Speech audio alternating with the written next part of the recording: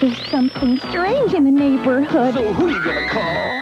Ghostbusters! Each sold separately. Have no fear. Becky, Steph, and Spengler are here. So are these ghosts. They've got ectoplasm. We've been goofed. Now what? Stay Puft Marshmallow Man. Let's show this pile of dessert who's boss. Activate Neutrona Blaster.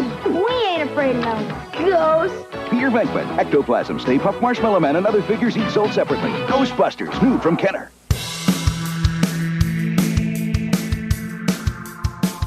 I'm Justin. And I'm Blake. And this is the How Do You Figure podcast. Blake, who is our guest this week? We are joined this week, Justin, by comedian Devlin Wilder. Devlin, how are you today? I'm groovy, guys. Thanks for having me on. Thanks for coming back. Yep, we've tried this a couple of times. We've had some internet issues these last few weeks, but we're back. Hopefully this won't affect us any further. Thank you for bearing with us. Gentlemen, did either of you get any toys this week? I didn't buy anything, Justin, but I was cleaning my apartment because it needed it, because no one does that in pandemics, apparently. And I found in the closet in the corner 2 little Mario Kart figures that I've never bought in my life. Oh, I've never seen these before. But they're awesome. It looks like they're from T Arts, from Tommy. They wind up back and they go. Based on the designs, I think they're from Mario Kart 8, 7. I've lost count so many times at this point. Look, I couldn't have found a better matchup. It's Yoshi, my favorite Nintendo character, and Baby Mario, the paradox of the universe.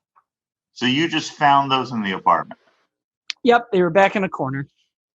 Great. They may have been an old roommates. Who knows? They're yours now. Right? Well, I finally completed what I'm getting in the retro Spider-Man line. We touched upon it slightly last week, but I finally got Peter Parker. I finally got Spidey, and I got Electro, which I already have opened. There was a great sale at GameStop, 20% off Marvel Legends. So I got these shipped for less than retail. And yeah, I love them. I'm still on the fence about whether I'm going to keep Spidey in the package or open them. It is the best Spider-Man figure they've made. I probably would have kept him in the packaging, but he's kind of like looking down a little bit in the packaging. Like, oh, yeah. So it doesn't look as nice as I would have liked it to look in the packaging. So I tried when probably be open. When I got mine, I tried to cut the top art part very fancily. It's for decoration purposes. But I love this Electro. The Electro's great. We interrupt with a Ghostbuster bulletin. Supernatural activity has been sighted in Chicago. Ghostbusters are going live to the scene. Look out, a ghost! Ah! Help, Lewis! I'll get him with my power pinchers. Great new equipment. Oh no, it's Terror Tongue. Help him, a tongue sandwich. Fire, bounce a bazooka. To the Ghost Sweeper. New figures and vehicles each sold separately. Nailed him. Mean machine. If you see anything unusual, Gotcha. you know who to call. Ghostbusters! The main thing we're here to talk about today, guys, is the real Ghostbusters. Yes. Devlin, I see you got a Slimer there, not necessarily from the real Ghostbusters, but a real-looking Slimer. No, but yeah, I actually found this at my local Ralph's grocery store, and it is a very overtly articulated Slimer. That is it's a candy bowl, and it's just cool as hell. I really love it. And in fact, I started kind of a collector's thunderstorm on the Ghostbusters collectors Facebook page that I'm a part of. I posted a random picture and say, "Hey, check this out," and they're like, "Oh my god!" and went totally nuts. And one of my friends, my friend David, who started his collection, way before I did. He should probably be here instead of me. He probably has one of the largest, most intense real Ghostbusters collections I've ever witnessed in my entire life. It's pretty cool. Anyway, yeah, this is not part of the line, but it's pretty awesome. I love it. Yeah, it's really on model to the movie Slimer too. You don't always see merchandise released that looks so much like the Slimer from the movie. Right. I really like that. That's pretty cool. And how do you remember how much that was? It's 25.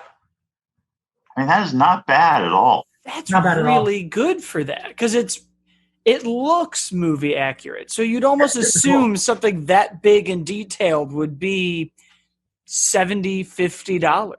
But not targeted really at collectors, just targeted at, Halloween buyers.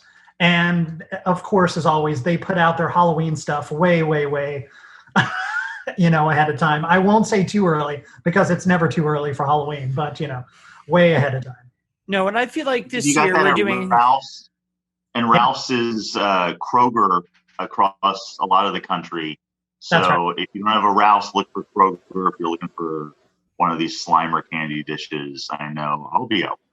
And it's a whole line, of course. They have Baby Not Yoda, and I think I saw Spider-Man, and it was like eight different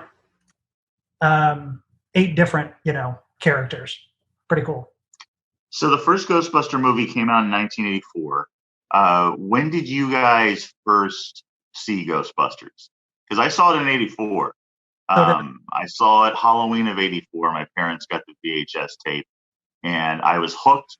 And since I was a child of the Star Wars generation, I was primed to assume there would be action figures of every single character in the Ghostbusters film, since that's just how it was with Star Wars. Did not turn out that way. There were no Ghostbusters action figures at first. It took years for there to be Ghostbusters action figures and decades for there to be movie accurate ones, but we'll get to that later on. So, guys, what was your first experiences of watching the film? Mine was not in 1984 because I was born in 1989. I saw it at a friend's house, and at the time we were in Catholic school, private Catholic school. So we must have been between 5 and 8, and it was sold to me by him as a very scary horror movie. It was going to freak us out. We were having a sleepover. And I had seen at that point Alien, Halloween, Pinhead. My dad was unafraid of showing me horror movies. My mom's also a big fan of them. We were watching Universal horror monsters. We were watching anything scary. So when he put it on, and I was ready to be freaked out, and it was hilarious, I originally was very annoyed and was in this I want to be scared. You told me we were going to get freaked out. I'm not freaked out at all. And of course, he's cowering in the corner. And I am just sitting here being oh yeah, no, the guy's got no dick. This is And it wasn't until after the sleepover when my parents picked me up and what'd you do? Well, we watched a scary movie, Ghostbusters. I didn't think it was scary at all. And that's when my dad switched over to the comedy education films and was okay, we're going to watch this again. And you're going to laugh because that's the intent. This is genre blending. And then we're going to go watch some old SNL and you're going to understand why this is hilarious. And now I love it. I am so glad that you shared all that because I'm going to blend your story and all of it right together. I am ageless. So I watched it originally in 84 when I was a very, knee-high to a grasshopper, as my grandfather would say. And I absorbed every moment of it, every bit of what the parts that were supposed to be scary every single line, every syllable. This man has no dick is one of my favorites. Just every character. And I would say probably that was my introduction to all of those guys, you know, before I got into SNL, before I knew anything about Bill Murray's other works, you know, Stripes, and of course Harold Ramis too, and the incredible Rick Moranis too. Cannot forget Rick, who showed up randomly with Ryan Reynolds in that dumb Mint Mobile commercial, which was the most random event of all time. I still can't believe that happened. But anyway, watching Ghostbusters infused in me I think it's a third of my personality, and it definitely helped me help to propel my entire sense of imagination and creativity, my comedic sense. It's one of the greatest movies of all time, and I would say the greatest comedy of all time. It's truly amazing.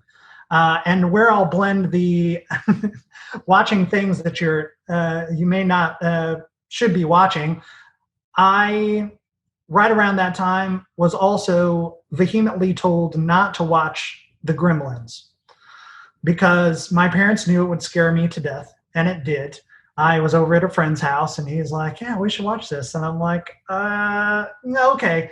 And gave me nightmares for years. And then there was an episode of the Real Ghostbusters cartoon in which all of the guys are sucked into the dream world by Sam Hain, and Janine has to, you know, she's got to metal up, put on the suit, go into the dream world, save the guys, and you know, she was told, just keep saying, I'm a Ghostbuster. Keep telling yourself, I'm a Ghostbuster. When you get to the dream world, you will be. And of course she was, and she defeated Sam Hain. So way before Inception was a concept, I incepted myself to do this. Every night I started telling it because I was seeing Stripe in my nightmares, like all the time, grinning ear to ear, like he was going to eat me. And I told myself, I'm a Ghostbuster. And I blasted him, you know, into Kingdom Come. That's great. Yeah, I feel like my parents were also a little bit worried about this in Gremlins. I didn't see Gremlins for a couple more years, actually. And I do remember being a little afraid of like the ghost in the library at the beginning. Like for someone who had never seen any sort of horror movies, like it was a little intense. But yeah, I think it had to have been the first time I saw Bill Murray or Dan Aykroyd or any of those guys. And it's really weird to think about now that I didn't know who any of them were before Ghostbusters. But yeah, I fell in love with the movie immediately, just like you guys. And I really wanted toys, but it was unfortunately going to be about 2.5 years after I saw the movie before I would get my hands on the first toys. The cartoon, The Real Ghostbusters, came out in '86, I believe, and the toys started slipping out toward the end of '86, but didn't really show up full force until January of '87. I remember in January of '87, I got the Stay Puft Marshmallow Man and Slimer, but it was months later before I could find the 4 Ghostbusters. And the Slimer and Stay Puffs, they were both recently re-released along with the 4 original figures at Walmart. And I remember immediately being disappointed because the Stay Puft was the same size as the Ghostbusters. And the Slimer was like 10 times as big as he should have been. So I was glad to have some sort of Ghostbusters, because there was, other than like T-shirts and patches with the logo, and of course the record, there really wasn't any Ghostbusters merchandise that came out with the movie. It wasn't until the cartoon came out. And by that point, like, I loved the cartoon and I liked the cartoon figures, but I really wish there had been movie toys as well. Like, the Egon was a pretty good representation of how he looked in the movie, and the Winston was fine, but the other two didn't look anything like Bill Murray and Dan Aykroyd at all, which was very disappointing to me. But outside of how the toy line represented the four Ghostbusters, the rest of the line was absolutely spectacular. Like, it's the Kenner Real Ghostbusters line is maybe not a great Ghostbusters toy line, since we didn't get anything that was movie accurate, and we barely got anything that was cartoon accurate. You mentioned like Sam Hain, like that should have been a figure. Like, so many of these great villains from the cartoon never made it in to figure form, but it was still a fantastic toy line because the toys were so good, even if they weren't representative of the show or the movie. So many of the toys still stick out in my mind from childhood, and that doesn't happen a lot. Like, a lot of the toys I have, my memories of the toys are really like movie or franchise based, where with the Real Ghostbusters line, I have like a lot of memories actually playing with these toys, especially the ghosts, because some of the ghosts they came out with, I'm remembering like there was a line of human characters that were possessed by ghosts. There was like a mailman and an old woman and a football player. Ghosts in a football field? Nah. Hey, buddy, see anything weird? It's Tombstone Tackle. Don't lose your head. Let's take a hike. You need help? Ah, a friendly garbage man. Hey, you! It's Terror Trash. I can't believe my eyes. Want to help an old lady across the street? Sure. It's Granny Rose. I hear ya. Run! Let's fly! Wait for me! The Real Ghostbusters. Figures and vehicles each sold separately. New from Kenner. We showed her who's boss. Wanna bet, Sonny? There truly were so many great figures throughout the lines, and they introduced a lot of really cool vehicles too that were so neat. The Ecto-1 is one of the greatest toy vehicles there ever was. It had the cool stickers. It looked exactly like the movie version. It had the claw that came out from the back where it could grab a hold of the ghosts and pull them in. You could put the figures fully in there and, drive around. So amazing. Yeah, I think even to this day, it's probably the best Ecto-1 that's been made as far as a toy go. Like, I've never bought another one like it. They were going to try to crowd fund an Ecto-1 for that Mattel line a few years ago, and I'm sure that would have been great. But yeah, I still keep that Ecto-1 as my Ecto-1. Not to mention the Firehouse playset. The Firehouse. Oh, yeah. I don't believe there's ever been another Firehouse playset. It was a fantastic toy in '87. It still stands the test of time as a fantastic toy. Yeah, I love it.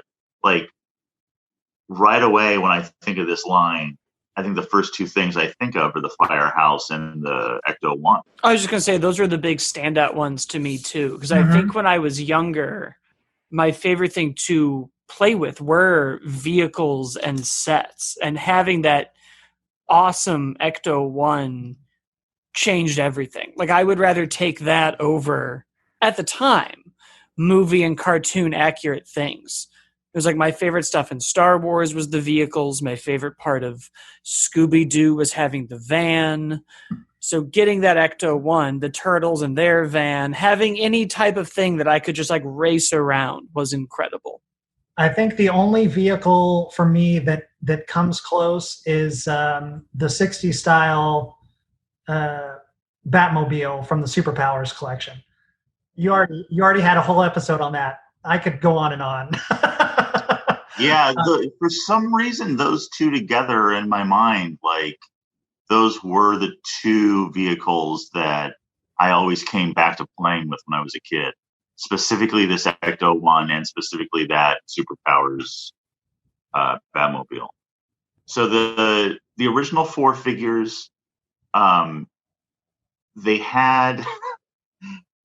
all had their proton packs, and each of the proton packs had these little like wands that shot out that you couldn't remove. And I remember that being very annoying as a kid because I just wanted to display them without the things shooting out, and you couldn't do it. You couldn't take them out. Was that annoying to you guys? I mean, it was, but I loved that you could twist it, so it looked like it was really, entrapping the ghosts. And I used to use like blacklight when I was playing with them, so it would make really cool, visuals across the wall and stuff. And that's a good idea. The figures are, they're so cool. Egon with his little glasses and his pompadour, and the proton packs are super cool. I love that they were removable. You could take them on and off, and I don't know. And the card art is really cool. The figures each came with little ghosts as well. Many ghosts. Yep.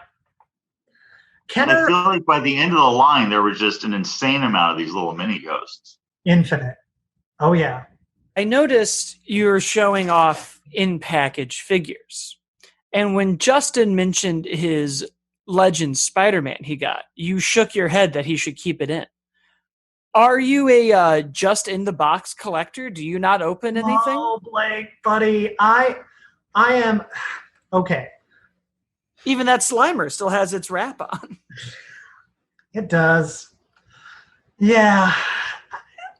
So I like to consider myself a collector. Whether or not I actually am is relative, I suppose.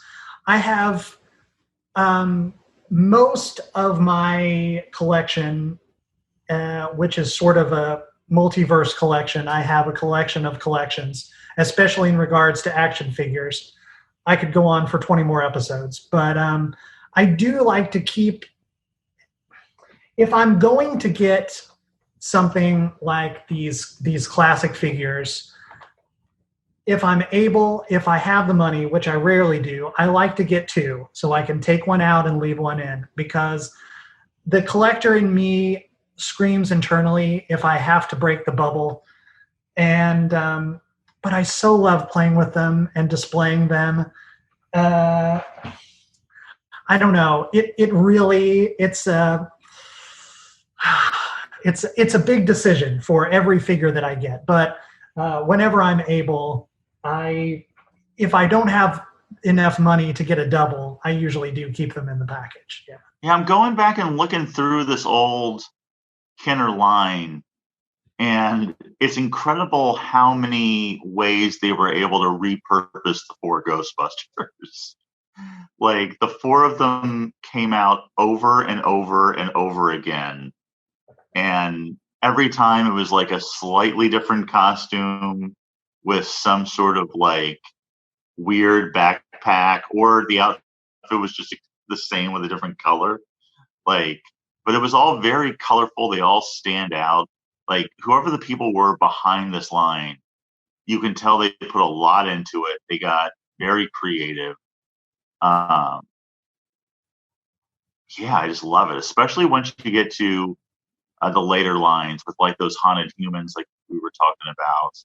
There's also in the fifth wave, there's a bunch of traditional like Universal monster type figures, Dracula, Frankenstein, Wolfman, and That was wave 5. I think that was like some of my first introduction to those characters, because Mine too. other than I think like Monster Squad, I don't think I would have really seen anything with those characters before. And those still stand the test of time as great toys. Oh yeah, I mean, there were so many. Yeah, the Universal monsters. I agree with you. Was probably my first introduction too, and all of them really cool with Dracula with the with his arms went up. They pumped out a lot of different stuff in a very short period of time. And it seems like, looking back, you would think this line was on the shelves for 15 years, but it was only 86 to 91. And there is so much from just that short period of time. It's wild. That's how I feel about a lot of these older properties, especially like growing up with it when it was already over, because it was the show itself ran till what, 91? Yeah. Yep. So I would have been 2 or 3, but it was always on. It was like a staple of Saturday morning cartoons. And like in my brain, that just meant it was coming out with new episodes every day or week or whatever. It's amazing how long it took me to realize that like half the shows I liked just had a decade of content and maybe a new season. After the first season of the Real Ghostbusters cartoon, it was immediately picked up for syndication, and then it started playing on ABC. So depending on where you Google it, the second season was the third, and the third was the fourth, and so on. It gets a little garbled because the first season, I believe, is the first season was 13 episodes. And then it was immediately syndicated, and the next quote season was 65 episodes. And then it just went all over the place, with the 7th season having 4 episodes. But it was also intermingled. It was sort of transitioned to Slimer in the Real Ghostbusters at some point. And then after the extraordinarily short 7th season of the series, there was a Slimer spinoff. It's so weird because it's so funny thinking back to how all the Ghostbusters products started, because I feel like it climaxed with Slimer on high C boxes, and most people I knew just knew Ghostbusters from Ecto Cooler. Also, like at some point, because like after watching the movie, like I didn't take away like Slimer being like this important character or even that like memorable. It seemed just like another ghost. So it was really weird that they kind of like decided at some point that Slimer was going to be the focal point of the merchandise and the cartoon. I feel like that happens in a lot of pop culture, though. I feel like they take the quote-unquote like dog or pet character and just throw him out for either cuteness factor or ease. Or the list is endless. We had Glomer. We had trying to think of Punky Brewster's dog. Of course, there was Snarf. God, I hate Snarf so much. Dino was on all of the push-up pops I would buy in the summertime.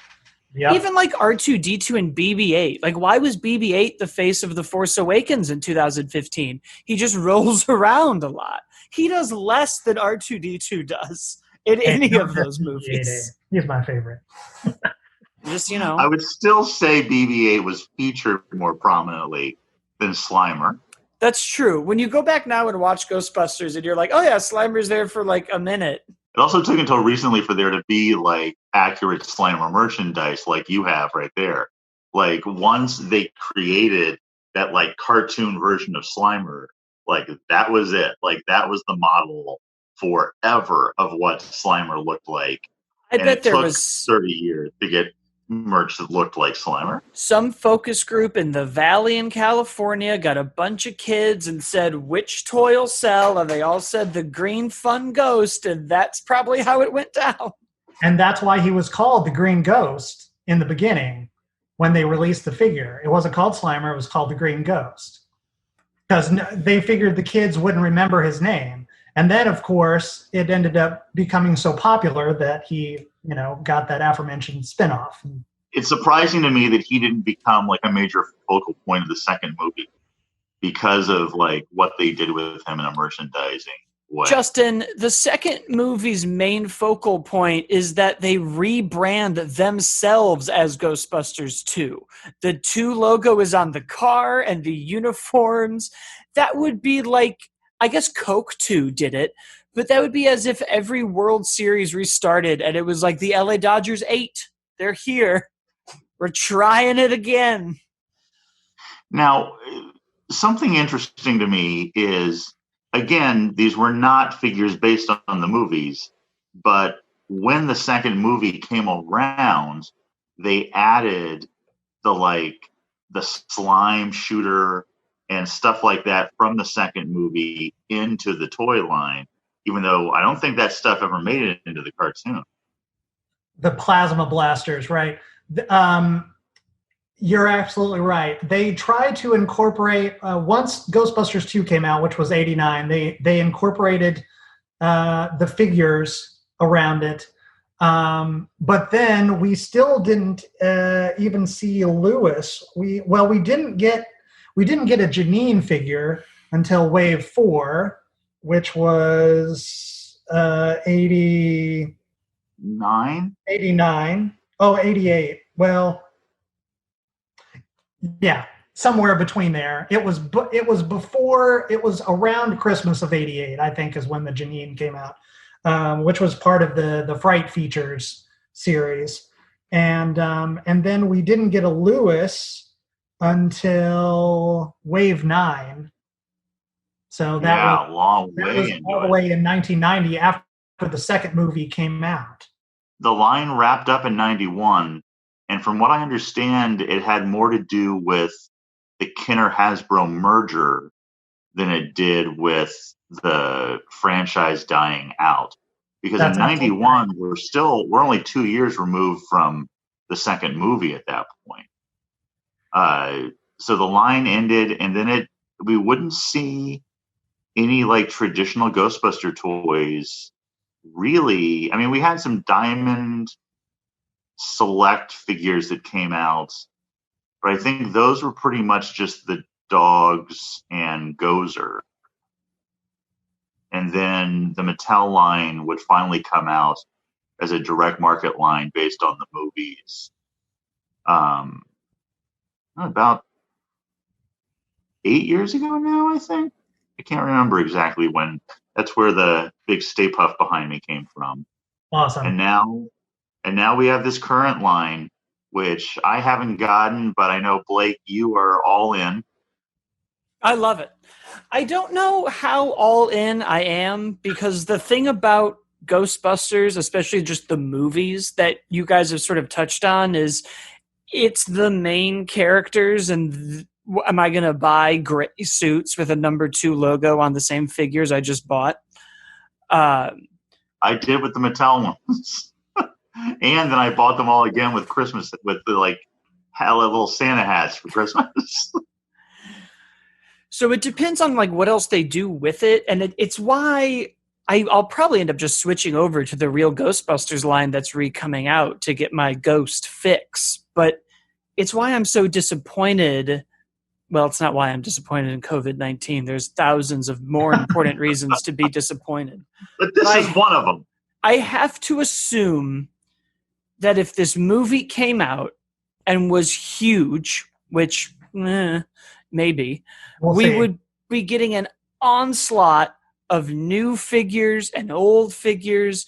The real Ghostbusters line would be in swing. The Plasma series line would be in full swing.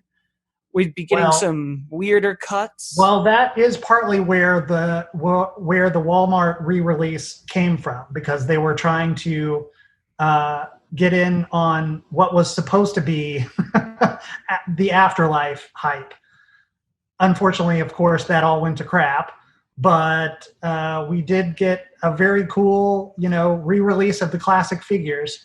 And just curious, do you have you have them? You got the Plasma? I have all of them. Do you want me to grab the others? No, the classic figures. No, those I have not done. Okay. Yeah, Blake, I think what you're talking about happened. We just didn't see it because we were quarantined. Oh, well, then maybe. So I actually entered a Facebook contest, and this was now a couple months ago, for a raffle through the Buffalo Ghostbusters, and I won. So I got the entire set of the re-release of the classic figures. And I was going to make a full unboxing video, but I never got around to it. So I figured I would do it right here on the show. Great. Awesome. To get all of this in camera. This is truly exciting. I love it. I've been waiting to see these. Oh, you haven't even seen them yet? Oh, No. Great. No, not at all. Great.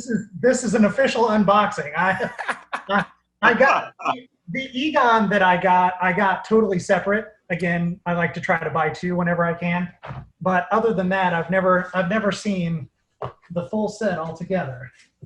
So, oh baby, there we go. Oh, it's glorious. It's glorious. Oh, they're nice and individually bubble wrapped. Oh, nice. Look at that. There's the Green Ghost himself. There he is. All right, well, I love that already. Mm-hmm. Okay. Now we got Stay Puft. Beautiful. See, I love that Stay Puffed. I want him to be enormous. Yeah. Got a little being blasted from the top of the firehouse there. Great.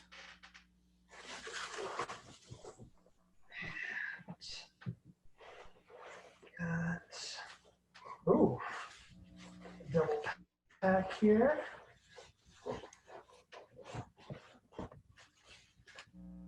Oh man, these are gorgeous. There's our Peter. Check that out. Oh, I it's love great. it. I love the card art too. It appears this is the first run, because it has it's only in English here.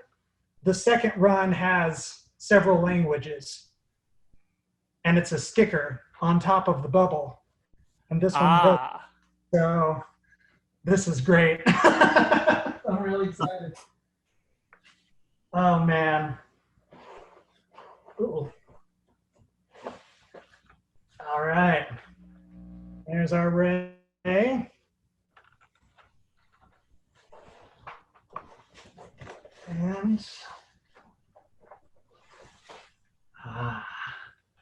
And Egon. Oh, great.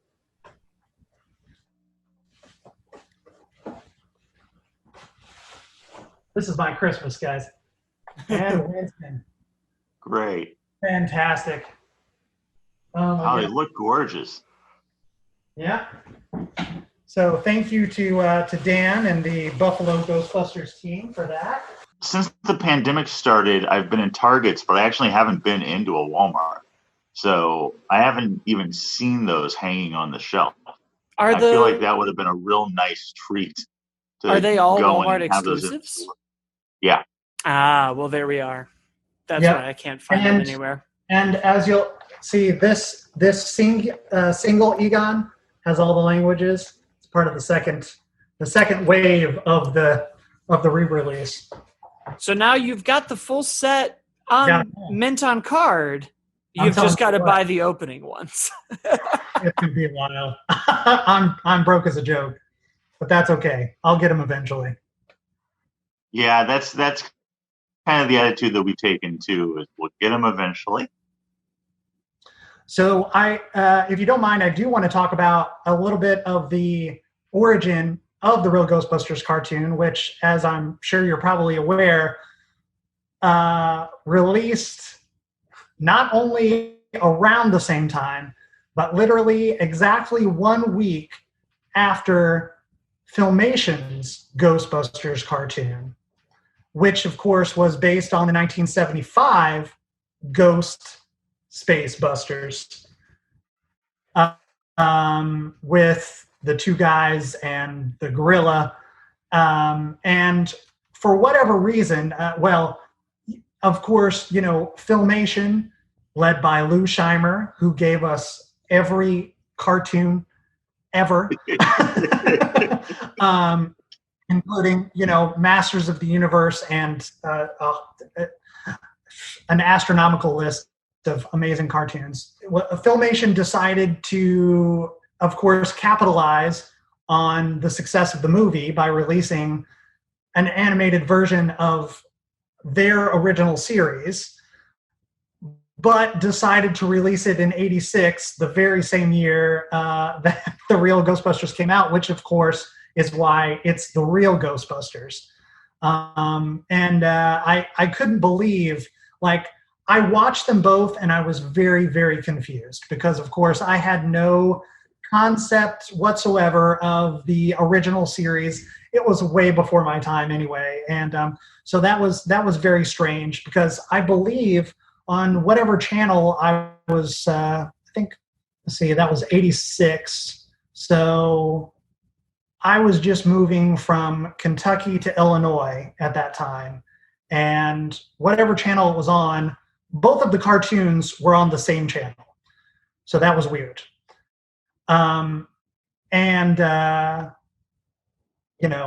Of course, the real Ghostbusters won out and ended up going on for several more seasons. The Filmation version was only the 1 season, and then it was out. There was also a live action version of the Filmation series in '75. well. Yeah. I remember the same video store that I rented the original Ghostbusters movie at had the live action 70s Filmation show, and I rented that and was so confused. Yep. Because I thought the movie would have been based off of that, but it wasn't.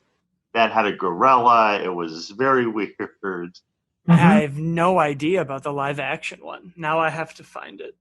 And for the cartoon version, they created, their main villain was Prime Evil, and that was it was a recurring Skeletor sort of situation, that he would send his ghosty minions after the Ghostbusters, and it was sort of a minion of the week kind of thing. So where are those toys? Why aren't they part of these new lines? Sneak one into every real Ghostbusters wave from here on out. So what Ghostbuster toys are we still waiting for? Devlin, what would you like to see released as a toy that's never come out? Well, to bring him back around, Sam Hain. I want a frickin' Sam. I want a larger than life Sam Hain figure that I can let rule my entire computer desk. I think that would be fantastic. I want more Janine and Lewis figures, always. They haven't made enough appearances. They never do. It is stressing me out much more than it should, thinking about whether Rick Moranis is actually going to make a cameo in Afterlife, because he said 100% It's not happening. He doesn't have anything to do with it. He's done with the franchise. I think he's lying. I want him to be lying so badly because I love Rick Moranis so freaking much. Each sold separately. See any ghosts? Not yet. Figment, it's back to the bone. Get me out. Looks like you're really into him, Stan. Devlin. Safe. Not so safe. It's Sludge Bucket. What a slide. I've been gooped. Activate new turtle blasters. We ain't afraid of no ghosts. Ah! Peter Venkman, bad to the bone, and Sludge Bucket with ectoplasm, each sold separately. Ghostbusters from Kenner. Yeah, I feel like there's going to be even better, more movie accurate Ghostbuster lines, but there'll never be a line that are as good of toys as the Kenner real Ghostbuster toys. Agreed. Yep. So Devlin, thank you so much for coming on this week. Where can people find you? Everywhere. Just at my name, Devlin Wilder, Devlin, Wilder like Gene Wilder, Wilder, Twitter, Instagram, Facebook, all the places. And Blake, where can people find us? Well, first they can leave us a review on iTunes, and after that they can find us on Facebook at facebook.com/groups/howdoyoufigure, on Twitter at howdoyoufigurepc, on Instagram at howdoyoufigurepodcast, and I think that is it. Thank you so much, gentlemen. Appreciate it. Thank you. We'll see everybody next week. Okay.